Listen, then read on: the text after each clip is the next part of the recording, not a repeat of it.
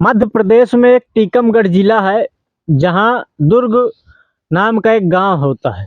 दुर्ग नाम के गांव में एक जिम्मेदार होता है, जिसकी पूरे गांव में तू मैं चला करती थी। जिसकी मतलब ठाकुर था, उसकी ठकुरी थी गांव में।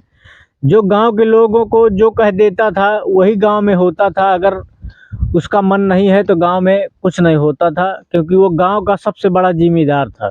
उसकी गांव में ज़मीनें थी और गांव में उसकी टक्कर का कोई नहीं था। उसका एक बेटा था, उन ठाकुर साहब का नाम था शमशेर सिंह, उनके बेटे का नाम था राजीव। उनके एक ही बेटा था। शमशेर सिंह अब काफ़ी बूढ़ा हो चुका था, क्योंकि उनकी 60 की उम्र चल रही थी। तभी उनका एक बेटा जिसका नाम राजीव था, राजीव बाहर शहर में रहकर अच्छी तालीम यानी कि पढ़ाई कर रहा था।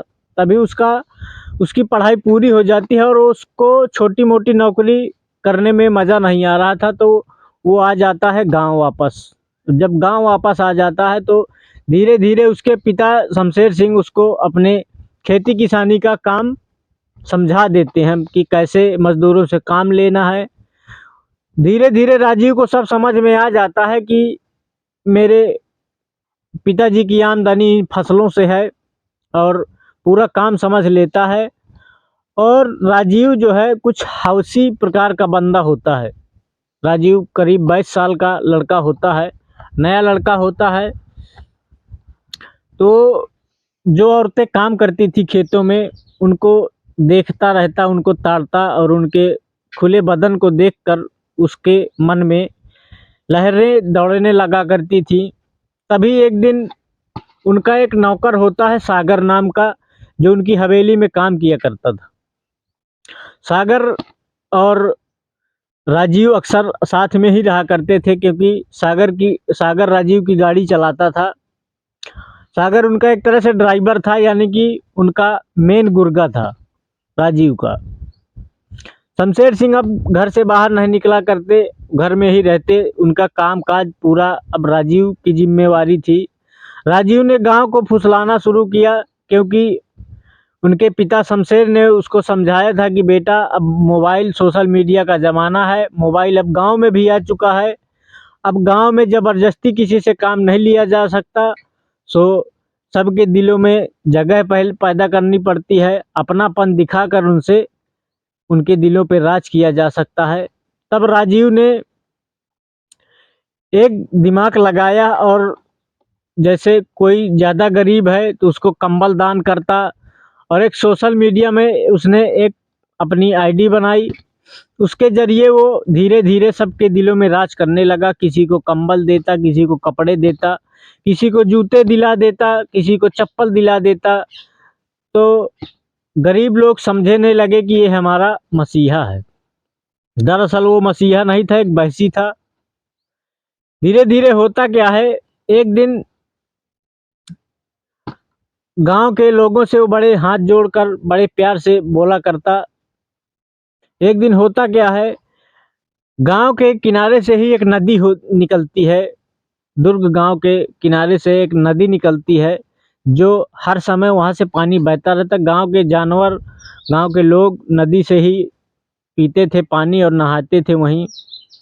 तभी एक दिन दोपहर का समय था, सन्नाटा था।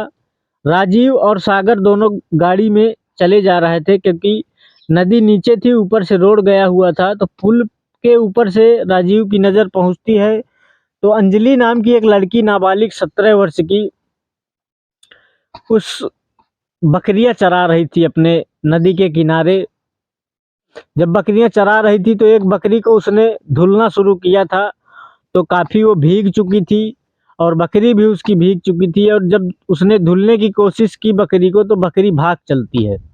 जब भाग चलती है तो वो भी किरण और बकरी दोनों रोड पे आ जाते हैं। जब रोड पे आते हैं, तब राजीव देखता रहता है एकटक उस लड़की को। तब सागर समझ जाता है कि साहब, आपका इस लड़की पे दिल तो नहीं आ गया। तब राजीव मुस्कुराता है। तभी सागर गाड़ी आगे बढ़ाकर सीधे किरण के बगल से लगाकर गाड़ी उसको गाड़ी के अंदर खींच लेते हैं। क्योंकि सुनसान इलाका होता है और गाड़ी के अंदर खींचते ही किरण चिल्लाने लगती है, रोती है, बिलखती है, लेकिन सागर गाड़ी चलाता रहता है। कभी कभार ऊपर वाले शीशे से वो पीछे की साइड भी देख लेता है और धीरे धीरे राजीव उसके पूरे कपड़े उतार देता है, नंगा बदन करके उसके साथ उसकी इज्जत लूटने लगता है। धीरे धीरे जब उसकी इज्जत लूट कर वो थक जाता है, तब वो उसको गाड़ी के नीचे फेंक देता है। और जब गाड़ी के नीचे फेंक देता है उसी पुल के ऊपर, तब वो लड़की सीधे उस नदी में कूद कर अपनी जान दे देती है। जब जान दे देती है तो गांव में कुछ दिन उस लड़की की लाश तक नहीं मिलती। कुछ दिनों के बाद जब उसकी लाश मिलती है, तब राजीव जाता है उसके दुखी परिवार के पास, क्योंकि मैटर तो पता ही नहीं था किसी को किसने क्या किया है। राजीव जाता है उनके परिवार के पास और हाथ जोड़कर सब लोगों को ढांढस देता है और उनके परिवार के मेन मुखिया को 50,000 रुपए, माँ को और 50,000 पिता को देकर उनके चरण छूता है।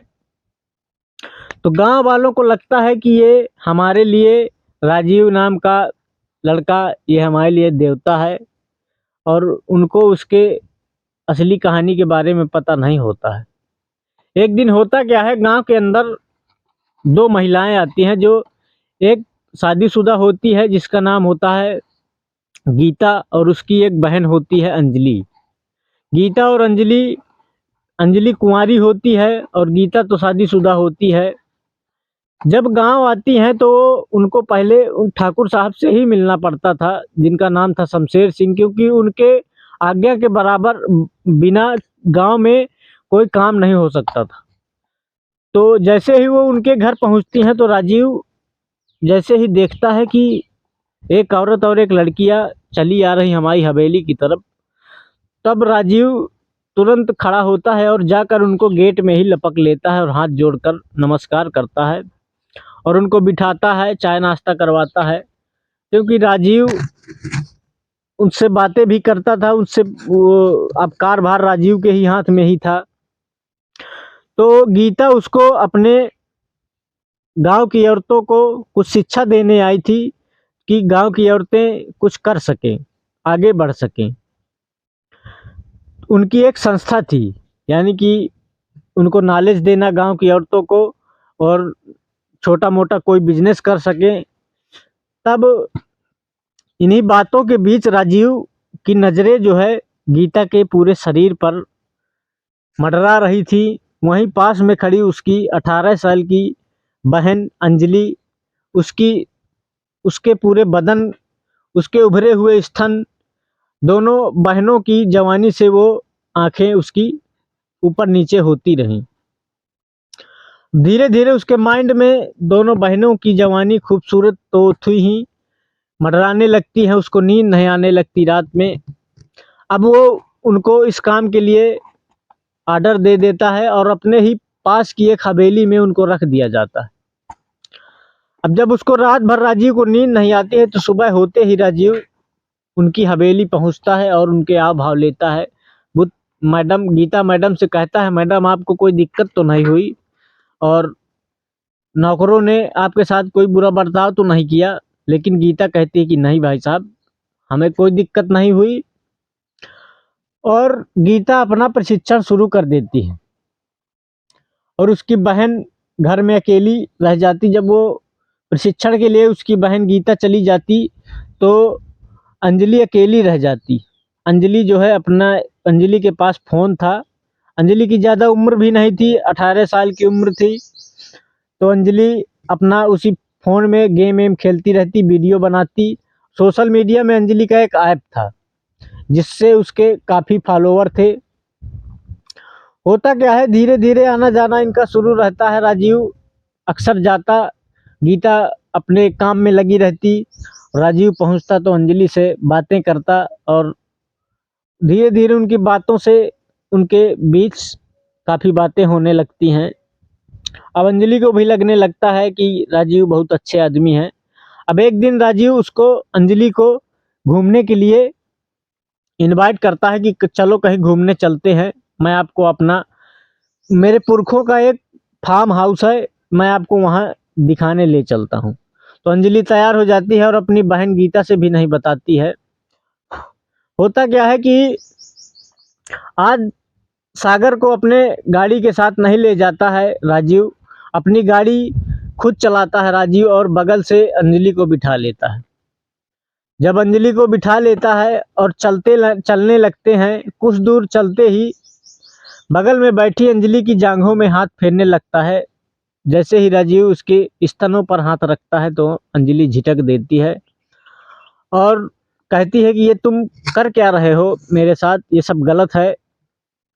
तब राजीव गाड़ी वहीं खड़ी कर देता है और अंजलि को कसकर उसके उसके साथ लिपट जाता है। जब अंजलि झिटकने की कोशिश करती है लेकिन उसको झिटक नहीं पाती है और धीरे धीरे अंजलि के सारे बदन के कपड़े उतार देता है राजीव और होंठ से होंठ और अंजलि को भी नशा चढ़ने लगता है। धीरे धीरे अंजलि का रेप कर देता है राजीव, क्योंकि उसको हवस की बीमारी होती है, उसको रोज एक नई लड़की चाहिए होती है। वो इसी तरह 16-17 साल की लड़कियों को अपना शिकार बनाता था। अब जब उसने उसका रेप किया, अब उसको कपड़े पहना दिए और उसको धमकी दे दी कि अगर तुमने ये बात किसी से बताई तो मैं तुम दोनों को इस नदी में फेंकवा दूंगा। तब उस समय तो अंजलि कुछ नहीं कहती और घर वापस आ जाती है उसी के साथ। आने के बाद अंजलि अपनी बहन गीता से रो रो कर सब बताती है। तब गीता की शरीर में आग लग जाती है ये सब सुनकर, लेकिन गीता तत्काल पुलिस को फ़ोन लगाती है लेकिन तुरंत फ़ोन काट देती है। और उधर अंजलि कहती है कि मुझे जहर दे दो तो मैं खाकर मर जाऊं। अंजलि को किसी तरह से गीता समझाती है कि तुम्हें मरना नहीं है, हमको बदला लेना है इससे। तभी गीता सोचती ही रहती है कि कैसे बदला लिया जाए। तभी उसको ध्यान आती है अपनी एक सहेली सीमा की, जो सीमा ने उससे कहा था कि कभी कोई किसी प्रकार की दिक्कत पड़े तो मुझे बताना, क्योंकि सीमा एक शहर की रहने वाली होती है और उसने बहुत लखैरों के साथ घूमी टहली हुई, शहर की पढ़ी लिखी बिगड़ी हुई बेटी थी वो भी। तत्काल उसने गीता ने सीमा को फ़ोन लगाया और कहा कि तुमने कहा था ना कि अगर कोई दिक्कत पड़े तो कभी भी मुझे फ़ोन लगाना और मुझसे बताना, मैं हाजिर हो जाऊंगी। तो सीमा, अगर मुझे कुछ मानती हो तो तत्काल प्रभाव से तुम यहाँ मेरे पास चली आओ। और वो पता देती है और सीमा आ जाती है। और जैसे ही आती है तब राजीव की सीमा पर नज़र पड़ती है कि आज गीता के साथ एक नई नई लड़की नज़र आ रही है। तब राजीव तुरंत वहाँ से उठ खड़ा होता है और जाता है तो हाथ जोड़कर उनका स्वागत करता है। गीता ने सीमा से सब कुछ बता दिया था। उसका रूप मतलब बाहर से अच्छाई और अंदर से खूंखार एक भेड़िया था राजीव। सीमा भी सब कुछ जान चुकी थी। उन प्लान के मुताबिक सीमा राजीव से, जब गीता वहाँ से अपने काम के प्रति चली जाती है गांव में औरतों को सीख देने, तब गीता सीमा से और राजीव से आपस में बातें होने लगती हैं। दोनों चाय नाश्ता करते हैं, खाते पीते हैं। अब एक रात बीत चुकी थी सीमा की। अब दूसरी रात जब आती है तो राजीव सीमा के पास जाता है, उसको इनवाइट करता है घूमने के लिए कि चलो, मैं अपने गांव का पुरानी हवेली है मेरे पुरखों की, मैं तुमको अपनी पुरानी पुरखों की हवेली दिखाने ले चलता हूँ। सीमा तैयार हो जाती है क्योंकि सीमा और गीता की तो मिली भगत थी ही। सीमा और गीता को बदला लेना था, उसकी बहन की रेप का बदला लेना था। तो सीमा उसके साथ चलने के लिए तैयार हो जाती है और राजीव अपनी गाड़ी निकालता है और साथ में ड्राइवर को भी ले चलता है जिसका नाम होता है सागर। सागर गाड़ी चलाता है और सागर को सख्त वार्निंग दे देता है कि सागर, तुम पीछे नहीं देखोगे। तब गाड़ी चलने लगती है और सीमा और राजीव दोनों साथ बैठे होते हैं। जब गाड़ी कुछ दूर चल चुकी होती है तो राजीव सीमा के जांघों पर हाथ रखने लगता है और उसको धीरे धीरे सहलाने लगता है। जब सीमा के हाथों पर सहलाने लगता है तो सीमा भी उसका हाथ उठाकर अपने स्तनों में रख लेती है। तब राजीव को तो बहुत अच्छा लगता है कि ये तो खुली किताब है पूरी, इसके साथ तो मुझे बहुत आनंद आएगा। सीमा भी उसके साथ लिपट जाती है और दोनों किस करने लगते हैं। राजीव अब और बौखला जाता है, अब उसको सहलाने लगता है, स्तन दबाने लगता है सीमा के। सीमा को भी नशा चढ़ने लगता है और राजीव को भी नशा छाने लगता है। जवानी का नशा, दोनों की सांसें बढ़ने लगती हैं। तभी सीमा अचानक से झिटक देती है, यार राजीव ऐसे मज़ा नहीं आएगा, कहीं थोड़ा थोड़ा ड्रिंक हो जाए। तभी राजीव हर प्रकार का व्यक्ति था, यास भी था, उसकी गाड़ी में ही ड्रिंक रखी थी। उसने ड्रिंक निकाली और बर्फ़ निकाला थोड़ा से और दो पैक बनाए गाड़ी के अंदर ही, और एक पैक सीमा को दिया और एक पैक राजीव ने लिया। राजीव उस पैक को गटक गया, लेकिन राजीव की नज़रें बचाते हुए सीमा ने उस पैक को गाड़ी के नीचे गिरा दिया। धीरे धीरे राजीव पूरी बोतल सपाचट कर गया। अब उसको हो गया नशा। अब जब नशा हो गया तब दोनों के साथ रिश्ते बनने लगे, राजीव और सीमा। राजीव ने तब तक उसके जिस्म के साथ खेला जब तक उसकी शरीर थकावट से चूर न हो गया। जब उसका राजीव का काम तमाम हो गया, जब एक किनारे बैठकर लेट गया, थक गया राजीव, तब सीमा ने भी अपने कपड़े, जिस्म के कपड़े जो उतारे हुए थे उसने पहने और राजीव ने भी पहने। अब उसका नशा भी हल्का हो गया था। शाम को घर वापस आ गए। इसके बाद होता क्या है, राजीव दोबारा फिर शाम को वो एक बोतल शराब पी लेता है और उस रात भर के लिए सो जाता है। सोने के बाद होता क्या है, सीमा और गीता और अंजलि तीनों लोग उनकी हवेली से गांव छोड़कर चले जाते हैं। गांव छोड़ने के बाद गीता राजीव को फ़ोन करती है कि मैं तुमको एक मैसेज भेज रही हूँ, अगर वो मैसेज तुमने देखा तो तुम्हारी पुरखों तक की नसें फट जाएंगी। तब राजीव को गुस्सा आता है कि ये साली बात कैसे कर रही है, उसको कुछ शक होता है। तब उसने उस मैसेज को देखा। तब राजीव नंगी हालत में और सीमा के साथ सेक्स कर रहा होता है। उसका पूरा मतलब गाड़ी का वीडियो बन गया होता है।